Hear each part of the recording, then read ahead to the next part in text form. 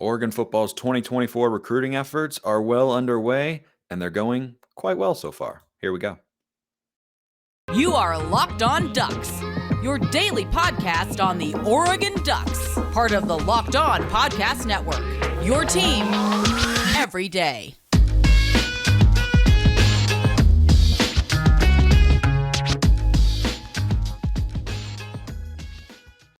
Yes, it is that time once again for Locked On Ducks. I'm your host, Spencer McLaughlin. Thank you so much for making this your first listen or your first view of the day. Part of the Locked On Podcast Network, your team every day. If you haven't already, please like, comment, subscribe wherever you listen to or watch this show. Big shout out to everybody who has done so already. We're talking recruiting today. We can't do that without our Locked On Recruiting insider and now co-host of the Locked On Buffs podcast, John Garcia Jr. John, so great to have you back on the show as always.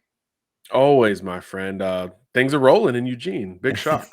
Things are indeed rolling a bit in a good way because you've had some other big schools that Oregon is going to be recruiting against in 2024 making noise. Michigan, Ohio State, Alabama is always making noise, right? You just go down the list here. I think it's good that Oregon has been getting some commitments. They've had two in the last week or so that I want to ask you about, most notably Aaron Flowers. What's Oregon getting here in the 2024 four-star safety out of the state of Texas? Yeah, first of all, going back into the state of Texas, that's something that is going to be prevalent. It's going to be relevant every single cycle. We're going to see it on both sides of the ball from Oregon, and it's always a good place to begin the conversation. But Flowers is interesting. Big kid, 6 foot, 6.5 foot wingspan almost. So the length really jumps out at you, and you watch him on Friday nights, and it translates. He's getting his hands on the football. He's got good ball skills and range as well. So the length amplifies a lot of those strengths. I think he runs well enough to be kind of a glue guy, meaning he could play safety, he could play nickel. If you're in a pinch or on the goal line, maybe he can play a little bit of corner, which is a good thing. You want that type of versatility in your secondary because look at the Pac-12 this year. You need DBs. You need a lot of them that can do a lot of things. So he's got this savvy about him. He's got verified speed times on the track as well. So I like his long speed. I think he could be a little bit twitchier and explosive, short area, change of direction, things like that, which is why I question a little bit of the corner ability, but it's nitpicky. I think he's got real good range as a safety. He's a willing tackler. He could fill the alley, which pushes me a little bit to that nickel role where that length would be a lot for smaller receivers. And even if you get into the hybrid tight end type of game, he has enough length to disrupt that type of player off the line, which is, of course, super valuable in this day and age. So I like him. I think he's got a tremendous all-around game. I think he's a borderline top 100 type of player because of that floor. So if he hits a couple more marks as a senior, I think he's a surefire top 100 prospect. If we can get a better measure of that true top end speed, I think that's really one of the last boxes Flowers has to check. But this is a huge win.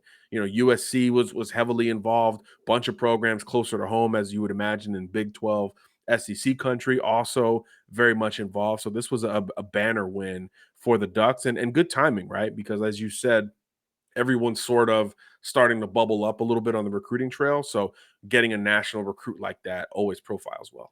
Do you think that at this point, given the timing, the caliber of the recruit that Flowers is, who else was involved? USC was seen as kind of the biggest competitor, but Alabama was in the mix. I think Ohio State was in the mix. A lot of names in there. I guess Flowers didn't hear that the Pac-12 doesn't have a media deal. I was told it's going to tank recruiting, but anyway. When you look at the timing of all this, do you think this is the most impactful commitment Oregon's gotten so far at this point in time in the 2024 cycle? Yeah, I think thus far it is because it's a stamp in the middle of what we all expect to be a pretty busy recruiting season, right? The month of April, apexes with spring games across the country. Some have already gone down. There's a bunch more this weekend. So that's the beginning of maybe the casual fan turning it on a little bit and say, hey, what's recruiting looking like? So I think the timing here makes him a big splash. And then you're talking about a premium position guy from the state of Texas, a true national recruit on top of it, where you had to battle some big boys to win. I do think it profiles really well. And yeah, he's the headliner thus far. But as we know, Spencer, there's a long way to go in this cycle and a lot of work for the Ducks to do. Let's go to the next commitment that Oregon's gotten in the last week or so, and that's Trent Ferguson, big offensive lineman out of West Salem High School in the state of Oregon. He's a guy who's got a lot of size, but is seen as kind of raw, just a three-star recruit. I think part of that is the caliber of competition he's going up against. You watch his highlight videos, and he's pancaking guys all over the place. Anyone who's an Oregon native, which is probably a good amount of you listening to or watching the show right now, playing at West Salem, you're not exactly going up against the Mater Deis and the St. John Boscos of the world. But I like this move for a couple of reasons. I'll explain why, but I want to know what you think about him. Yeah, I'm kind of right there with you. This is a run dominant offense. It's a spread offense. So he does have a lot of modern elements relative to alignment and the gaps that he'll see on Saturdays. But yeah, he's kind of bigger, stronger than most of his competition. But he does leverage down and play consistently with a low pad level on top of that. So he's a bigger guy, as you mentioned, and he's facing smaller guys. But some of those pancakes aren't just I'm bigger than you and it's top heavy and you're going to fall backwards because of inertia. There's a lot of power and pop in some of that display that Ferguson puts out there. Very comfortable on the move, which is really important to an athletic profile, right? You want to get to the second level, you want to get out in space, and we also see Ferguson playing on both sides of the line. Something that I love from a high schooler. It just shows that ability to adapt and play versatilely, which is important because you need to find your best five, not your best five relative to a certain position. So I do think there's a little bit of flexibility there from Ferguson. As you mentioned, the competition is going to be a knock. We don't get a lot of pass protection in the available game tape, so I think that's something to be desired here going forward. But from a height and length standpoint, he's there. There are samples of him playing defense. He plays basketball. He plays other sports as well. That athletic profile is going to be a positive for him on the floor as a run behind type of guard who can work well on the move. And on the ceiling, if he could parlay some of that into pass protection and maximize that wingspan, I think he could project as a more balanced collegiate offensive lineman, but it might take a little bit of time. Yeah, 6'7", 300 pounds. That's part of the reason that I like him. Of course, he's got that sort of size. But number one, I always like getting the best in-state prospects possible. I think that's a sign Always of a healthy important. program from a recruiting standpoint, especially in a state like Oregon, where you don't have that many blue chip prospects coming out of there. And he's not considered a blue chipper right now. I think he could develop into that if he takes strides forward. But John, he just hasn't played very much football. He's only played like a handful of games. He's very, very new to this. So this almost seems like for Alik Terry and the rest of the offensive line coaches at Oregon, kind of a well understood, and I think certainly on Ferguson's side as well. We'll call him T Ferg 2.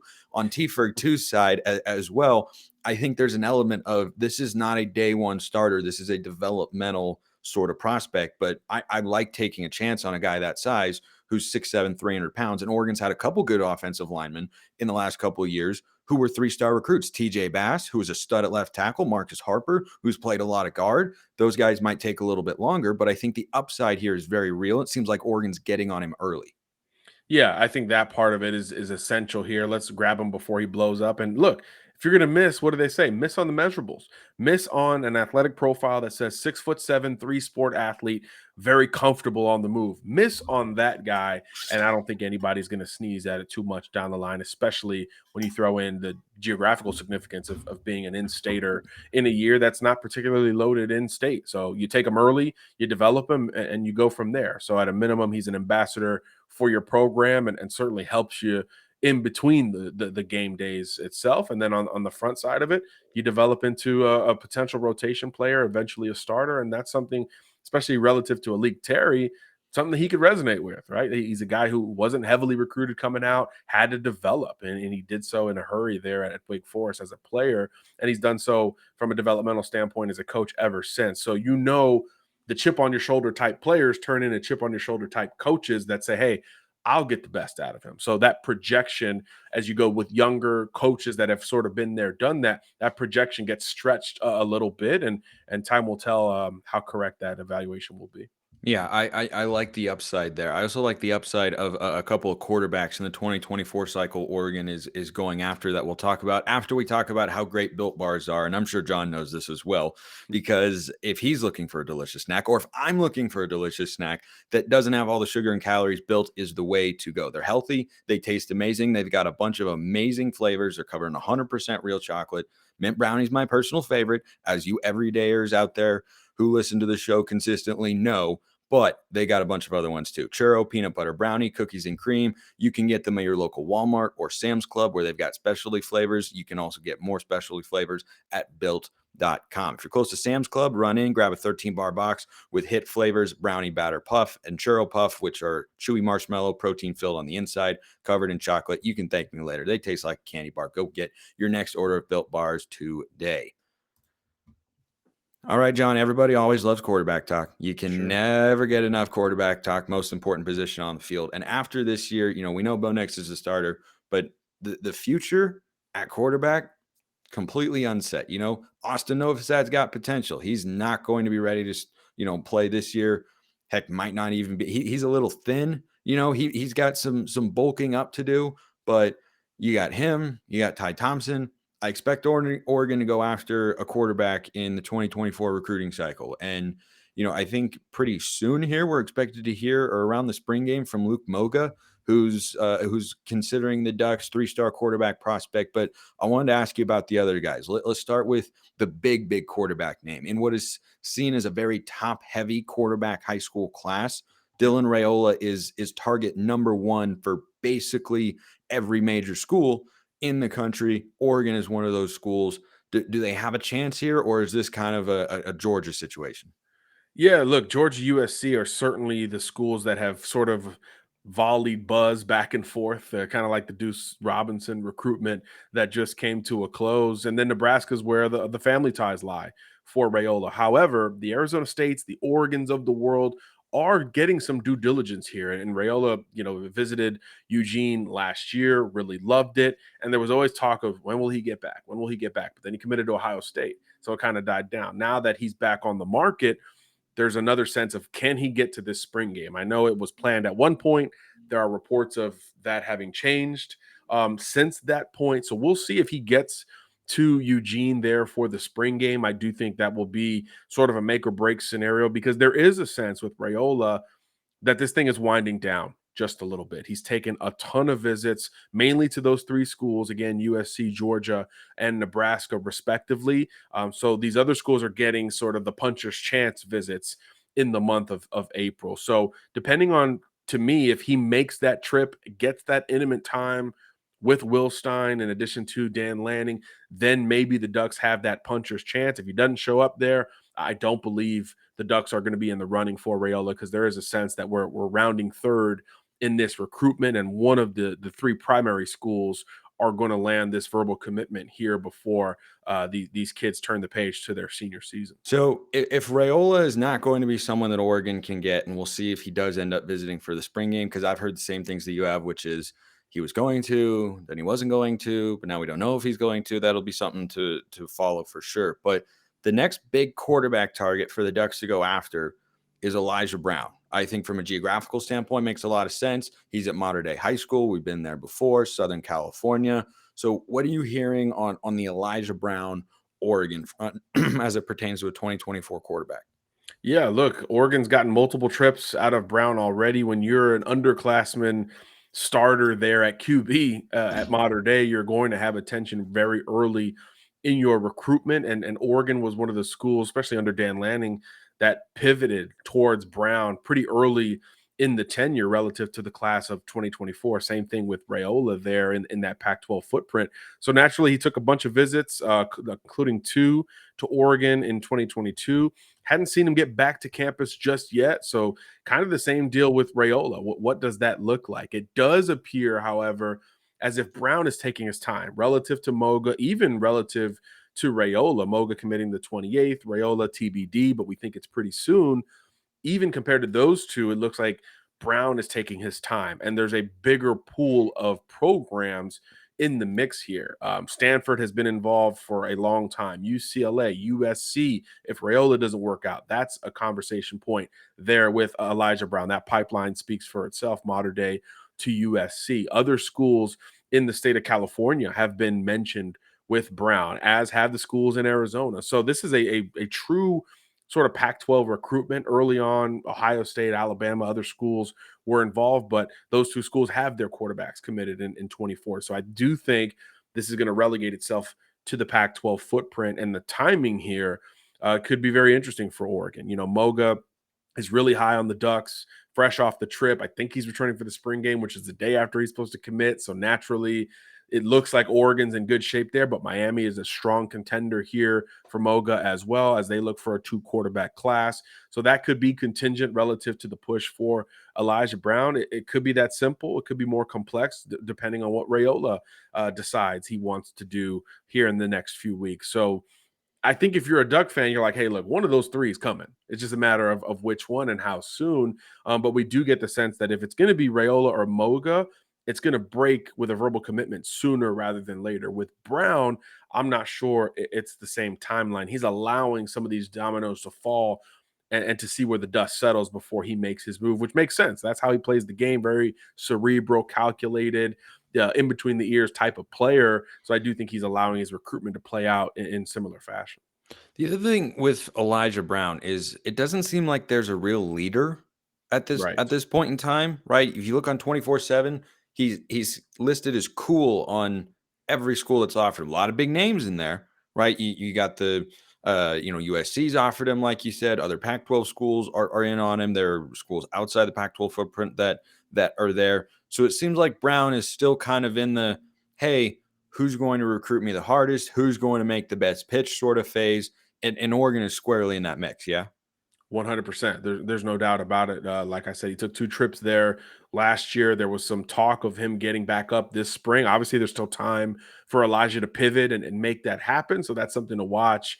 But this time of year with the QB dominoes flying, yeah, you got to track the visits. And I know USC, UCLA, Stanford are the schools that he's frequented most recently. So that's where the buzz is today. But like we just said, the timeline here is extending. So that can change in very short order because there is no runaway.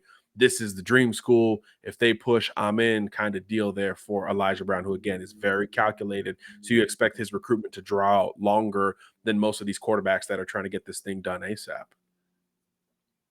Last thing for today, John. I want to ask you about a couple of transfers that Oregon's brought in this year. I know you're big on the offensive line front, and Oregon's brought in a couple of very notable transfers this offseason. And I bring this up because the offensive line, we don't have a depth chart yet. We don't have an indication directly, but there have been kind of hints and little kind of Easter eggs here and there about who's going to start along the offensive line. Oregon brought in 3 offensive line transfers this offseason. George Silva, top 10 JUCO offensive tackle. Johnny Cornelius was the most highly coveted. Junior Angelau is probably the most experienced and reliable. Are those guys who all feel like you bring in and are expecting to play right away? What do you see from I think Silva would be the most likely to perhaps be more of a rotational offensive lineman, but Cornelius, well, I mean, he had offers from Bama, he had Yeah. offers from all over the place, and Angelau was a good lineman at Texas. Do you think Duck fans going into spring football year should shoe in those guys in their minds as offensive line starters given their caliber, or could you see them getting beat out? I think Angelau is going to be one of your bookend guards, right? Just the experience, the Okay. pedigree is there for him. So depending on what that depth chart looks like when it does come out after spring football, I think he's a plug and play type of player. I agree with you. Silva has some versatility to his game, can maybe factor into the rotation once all of the dust settles. Cornelius is the wild card to me. I think he's got some true left tackle ability. You might not need that. So he can push over to the right side at 6'5", 310, was an incredibly raw player coming out of high school from the state of New York, of all places. Not a lot of Oregon Ducks with a background there, but the upside is there, right? Extremely lengthy, light on his feet relative to that height and weight. And he really blossomed there in year 2 at Rhode Island, where he became this, oh, I can go wherever I want type of recruit. So you don't go and win that type of battle with the expectation that he's going to have to sit. But that said, you still got to go earn it. So I do think there's bookend tackle value with Cornelius, but it's going to matter on what the rest of that O line is going to look like. So I would bet on Angalau being the more set high floor option and a Okay. little bit more wild card value there with Cornelius and Silva for that matter. Yeah, I just find it to be such an interesting dynamic of, you bring in a transfer for a reason, but is a transfer automatically a starter? Yeah. Like Connor Soley from Arizona State. You have an inclination when you bring in a transfer, like, well, they bring him in because they want him to start. Yeah, with a guy like Justin Jacobs, probably, but a guy like Connor Soley, I'm like, wasn't a super highly sought after recruit, so not sure how high the ceiling is. Wasn't amazingly productive, but was just like a solid player at Arizona State. Like that's the sort of guy. Like transfers can come in to be depth pieces, right? 100%. And the more programs utilize the portal, the more that's just going to be a part of it. You have to go there and you have to win. We've seen guys who hit the portal a year or two ago didn't have the instant impact maybe they thought they would, and they've since hit the portal again, and they're available once more. So that does happen. It's nothing is guaranteed. I mean, I think outside of quarterback, where it is very much about what's the situation where I'm going to be in position to have a shot to be QB1.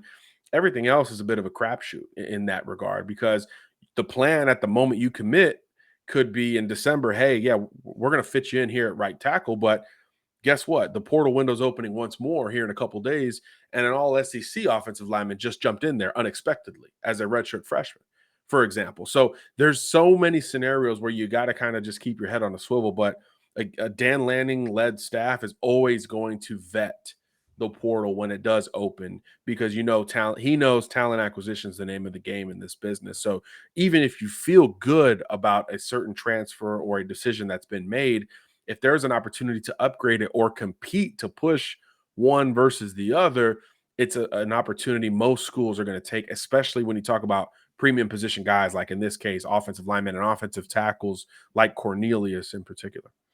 John Garcia Jr. is our Locked On recruiting insider and the co-host of the Locked On Buffs podcast. Now, John, great insight as always. Thank you, my friend. Thanks for having me. Appreciate everyone listening. Have a wonderful rest of your day, and go Ducks.